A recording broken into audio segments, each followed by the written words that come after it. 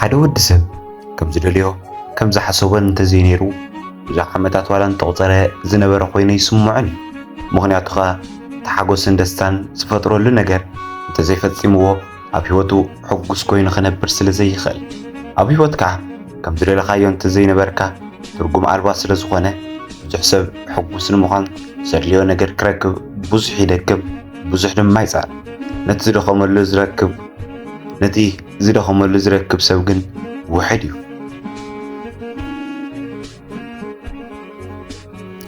ዝኾነ እዋን እዩ ኣብ ሓደ ከባቢ ሄርሜላ ትበሃል ብመልክዓ ብዙሕ ዘይጋነነላ ጓል ሄዋን ነይራ ዝኾነ መዓልቲ እዩ እቲ መዓልቲ ሶኒ ብምንባሩ ብዙሕ ሰብ ንናብ ስርሑ ዝዋፈረሉ መዓልቲ እዩ ነይሩ ሄርሜላ እውን ከም ህዝባ ካብ ድቃሳ እንትትለዓል ኣርፊዳ ብምንባራ ቁርሳ ከይቆረሰት እያ ናብ ስራሕ ቦታኣ ዝኸደት ወይ ደኣ ነገር ልሙድ ኮይኑ ኣብ ገዛ ዘይቆረሰት እምበር እቲ ትሰርሓሉ ቦታ ናይ ባዕላ ብምንባሩ ውፅእ ኢላ ክትቆረስ ትኽእል እያ ሄርሜላ ኣብ ትምህርቲ ኣብ ዝእቶ ዝበሃል ውፅኢት ስለ ዘይነበራ ድሕሪ ፈተና ምውዳቓ ብናይ ፀጉሪ ሞያ ተመሪቓ ናይ ባዕላ እንዳ ፀጉሪ ኣውፅያ ከፊታ ትሰርሕ ብሞያኣ ዝተመስከረላ ብምንባራ ብዙሓት ዓማዊል እየን ነይረን ብሰንኪ ብዙሓት ዓማዊል መጀመርያ ከፊታቶ ዝነበረት ገዛ ስለ ዝፀበባ ሓደ ነገር ወሳሲኻ ኣክፍሕ ኣቢላ ድማ ተኻረየት እሞ ብናታ ሞያ ንዝተመረቓ ደቂ ኣንስትዮ ናይ ስራሕ ዕድል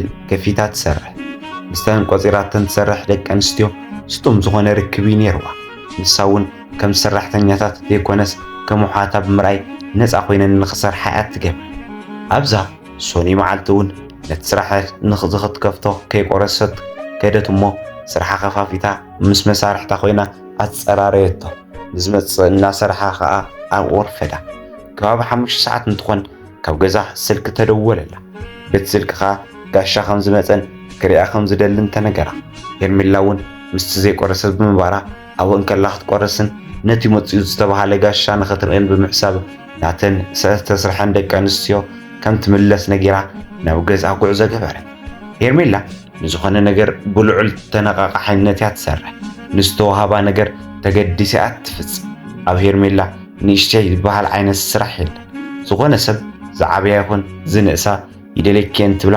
ብተገዳስነት እያ ትረኽቦ ከምኡውን ስለ ዝኾነት እያ ከዓ ኣብቲ ዘለቶ ደረጃ በፂሓ ዘላ ንዓማዊላ ዘለዋ ክብሪ ዝለዓለ እዩ ኢሉ ኣብ መብዛሕትኡ እንዳ ስራሕ ዝልጠፍ ፅሑፍ ኣሎ ንሱ እውን ከዓ ዓሚል ንጉስ እዩ ዝብል እዩ እዚ ነገር ከምቲ ዝተፃሓፈ ገይሮም ዘተግብሩ ሰባት ብጣዕሚ ውሕዳት ሰባት እዮም ሄርሜላ ግን ካብቶም ዘተግብሩ ሰባት እታ ሓንቲ እያ ነይራ ካብ ዘለዋ ልምድን ስራሕን ንዓማዊላት ትገብሮ ተሓዛ ንብዙሓት ፈተውትን ዓማዊል ንረኺባ ብሰንኪ ንሱ ከዓ ፅቡቕ እናሰርሐት ኣታዊኣ እውን ተፅበቐ ሄርሜላ ስርሓ ከመይ ጌራ ከም ተዕብል እናሓሰበት ናብ ገዛ በፅሐት በሪ ገጾም ደፊኣ እተወት እሞ እቲ ኣንጠልጢላ ሒዛቶ ዝነበረት ቦርሳ ቀሚጣ ናብቲ ጋሻ ኣለዎ ዝተባሃለ ናይ ሳሎን ክፍሊ ኣትያ ነቲ ዝመፀ ጋሻ ምስ ረኣየት ጉያ ብመኸደት ቢዕቃ ሓቑፈቶ እቲ ዝመፀ ጋሻ ፊሊሞን እዩ ነይሩ ፊሊሞን ማለት መተዓቢታ እዩ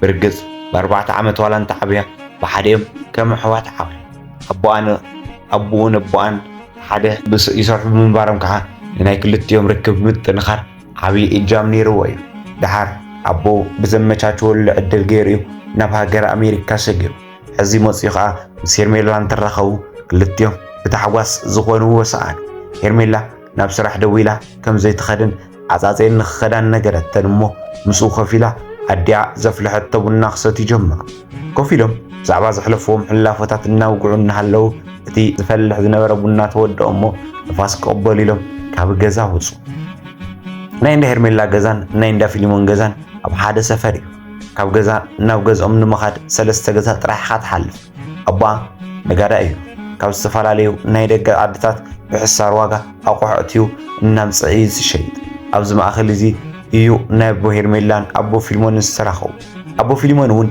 ነጋዳይ ብምንባሩ ሓደ ግዜ ብሓደ ኣቑሑ እናምፅኡ እንትሸጡ ርክቦም እናጠንከረ ስድራ ክጠያየቑ ጀመሩ እዚ ርክቦም እንትጅምር ሄርሜላ ጓል 6 ዓመት ፊሊሞን ከዓ ወዲ 10 ዓመት እዩ ነይሩ መቸም ኣብ ግዜ ንእስነት ዝምስረት ፍቕሪ ከዓ ስጡም እንድዩ ናይ ክልቲኦም ፍቕሪ እውን እናዛየደ ፅቡቕ ሕውነት ፈጠሩ ዝመሃሩሉ ቤት ትምህርቲ ኣብ ሓደ ስለ ዝነበረ ከዓ ብሓደ ኸይዶም ብሓደ ይምለሱ ነበሩ። እናተቐላለዱ ጽቡቕ ዝኾነ ፍቕርን ተዓብዩ ወለዶም ካብኦም ሓሊፉ ነቲ ፍቕሪ ናይ ደቆም ምሕላፉ ሕጉሳት ኮኑ። ክልቲኦም ቅልል ዝበሉን ቀለልትን ብምንባሮም ኣብ መንጎኦም ሰሓቕ ዝበሃለ ይጠፍእን ነይሩ። ኩሉ ግዜ ገጾም ምስ በርሀ እዩ። ዕድሚኦም እናወሰኸ እናልቦም ብዝኸዱ ቁፅሪ ሕውነቶም እናሰጠመ ይኸይዱ። ኣብዚ መንጎ ኣቦ ሄርሜላ ብሃንደበት ብሞት ተፈለየ። ብጣዕሚ ሓዚና እናሃለወት ንሱ ኣብ ጎና ኮይኑ እናጸናንዓ ንሒደት ዋላ ካብኣ ከይተፈለየ ሕውነቶ ርእይዋ እዩ። ድሓር ግን ንሱ ብናይ ኣቦ ዕድል ናብ ኣሜሪካ ከይዱ ምንባር እንትጅመር ንእሽተይ ተጠፋፍኡ። ፊሊሞን ካብታ ዝወፀላ መዓልቲ ትሒዙ ካብ ሄርሜላ ይተፈለየ። ሄርሜላ እውን ስርሓ እናገደፈት ምስኡ ግዜኣ ትሕልፍ። ፊሊሞን ካብታ ዝመፀላ መዓልቲ ትሒዙ ካብ ሄርሜላ ይተፈለየ። ሄርሜላ እውን ስርሓ እናገደፈት ምስኡ ግዜኣ ትሕልፍ። ኣብዮም ግዲ ከም ቀደም ኣይኮነን ርከቡ። ቅድም ኢሉ ሰሓቕ ዝመልኦ ዝነበረ ርከቦም ሎሚ ኸኣ ቁም ነገር ጥራሕ ይዕልሉ። ብኸምዚ ምስኡ ግዜ እናሕለፈት ከዓ ስርሓ ጎና ጎኒ ትሰርሕ። ሓደ መዓልቲ ኣብ ስራሕ እናሃለወት ሃንደበት ካብ ገዛ ትደወለላ። ኣልዒላ ሄሎ እንትትብል ከዓ ምናስ ሓዋኢ ነይሩ። እናበኸየ ከዓ ኣዲዮ ከም ዝሓመመት ወዲቓ ከም ዘላ እንትነግራ ብደመ ነፍሳ ካብ ዘላቶ ወፅያ ታክስን መሓስ ተወያየት። ዝገርም ነገር ግን ዝኾነ ነገር እንተደሊኻ ቀልጢፎ ይሰመለልካን እንዲሁ ሄርሜላ እውን ቀልጢፋ ታክሲ ክትረክብ ኣይከኣለትን። ንእሽተይ መንገዲ እንተቃለልኩ ኢላ ብሃንደፍደፍ እንትትከድ ንኹነታታ ዝተዓዘበ ሓደ በዓል መኪና ኣብ ጎና በፂሑ ጠጠው በለ። ነቲ መስኮት ናይ መኪናው ከፊቱ ከዓ ዝሕግዛ ነገር እንተሃልዩ ሓተታ።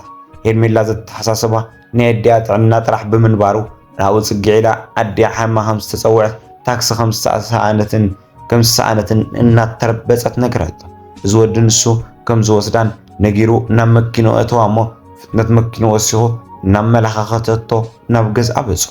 ንሱ እውን ካብ መኪናው ወሪዱ ደድሕሪኣ ጎዩ ናብቲ ገዛ ኣተወ። ጎረቤት ተኣኪቡ ንኣዲያ ኣልዒሎም ዓርሳይ ትፈልጥ እንዲራ። እቲ ምስኣ ዝኸደ ወዲ ተጓዩ ነዲያ ተሸከማ እሞ ናብ መኪናው ኣትዩ ንሄርሜላ ሒዙ ናብ ሆስፒታል ሒዙዋ ኸደ። ኣብ ሆስፒታል ከይዳ ምስ ተመርመረት ልቢ ድኻም ምዃኑ ተነገራ። ድሓን ከም ዝኾነት እውን እቲ ዶክተር ምስ ነገሮም ሄርሜላ ተረጋገአት። ነቲ ዝተሓባበራ ወዲ ከዓ ደጋጊማ ካብ ስእን ተመስግኖ ቃላት ክሳብቲ ስእን ኣመስገነቶ እሞ ንኽኸድ ነገረቶ። ንስ ግን ዘይተመለአ ጽድቂ ከይኾነኒ ኢሉ ኣዲያ ክሳብ ካብ ሆስፒታል ትወፅእ ተጸቢዩ ሒዝዋ ናብ ገዝኣ ኸደ። ሄርሜላ ነዚ ወዲ ፈጣሪ ከም ዝለኣኸላ መልኣኽ ገይራ ቁፂራቶ። ምክንያቱ ከዓ ታክሲ ስኢና እንትትጭነቕ ንስዩ መድሐን ኮይኑ ንወላዲታ ድሒኑላ። ምስ ተረጋግአት ንኽትድውለሉ ከዓ ስልኩ ተቐቢላ ተፈላለዩ። ፊሊሞን ነቲ ነገር ምስ ሰምዐ ናብ ገዛ መፀ እሞ ዓለዋ ተዲኣ ርኡ ንምንታይ ከም ዘይደወለትሉ ጠየቐ። ሄርሜላ ኣብ 9 ሰዓት ኣስቸኳይ ሰብ ዘኪራ ክድውል ንባዕላ ይትፈልጥን ኣሽንኳይ ሰብ ዘኪራ ክድውል ንባዕላ እውን ይትፈልጥን ነይራ። እታ መዓልቲ እውን ከዓ ከም ምሕላፋ ኢላ ሓለፈት። ሄርሜላ ነቲ ወዲ ምስ ተረጋግአት ደወለትሉ እሞ ንኽራኸቡ ተቋፂሮም ተራኸቡ። ኣብ 9 ሰዓት ብሕዝም ጭንቀት ስሙ እንኳ ኣይተፋለጡን ነይሮም። ሽዑ ከዓ ተፋለጡ እሞ ስሙ ኤፍሬም ከም ዝኾነ ነገራ።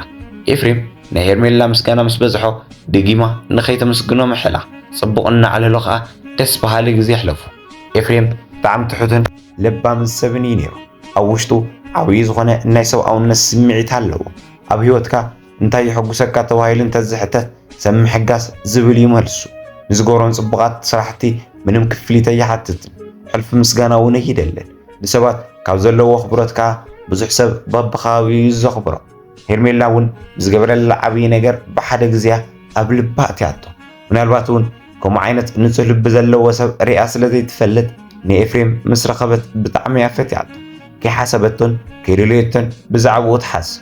ኣጋጣሚ ብዛዕባኡ እናሓሰበት ተረዲእዋ ክትገድፎ እንትትብል መሊሳ ናብቲ ናታ ሓሳብ ትመለስ። እናደጋገመት ክትረኽቦ ትደሊ። ብሰበብ ኣስባቡ እናደወለት ተዋግዖ።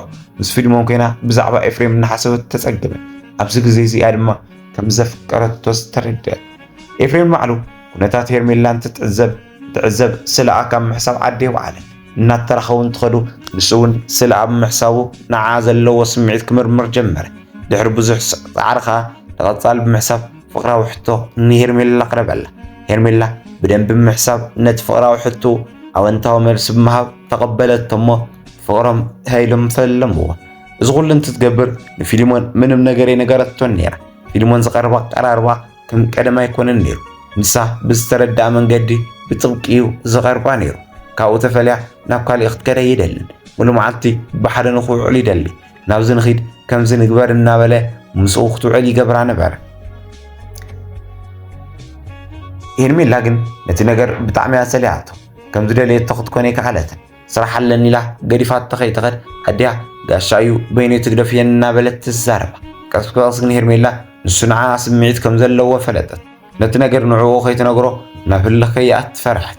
ብርግፀኛነት ንሱ ንሓዳር ንወላዲታን ተሓቲቱ ካብ ኣድያ ተቐባልነት ከም ዝረክብ ትፈልጥ እያ። ነዚ ተገንዚባ ኸ ንወላዲታታ ከይዛረብ ከዓ ወየ ብኣቦኣ ምክንያት ስለ ዝተፋለጡ ናይ ኣቦሆ ቃል እናበለት እያ ምስኡ ንክትኮን ትደፋፍኣ። በዚ ኸ ኣብ ጭንቀት ተላ።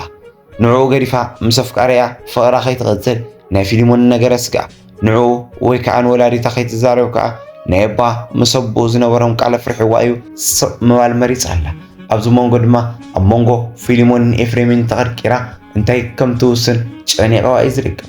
እስኪ ኣሕዋት እንታይ ተገበረት ትመኽርዋ?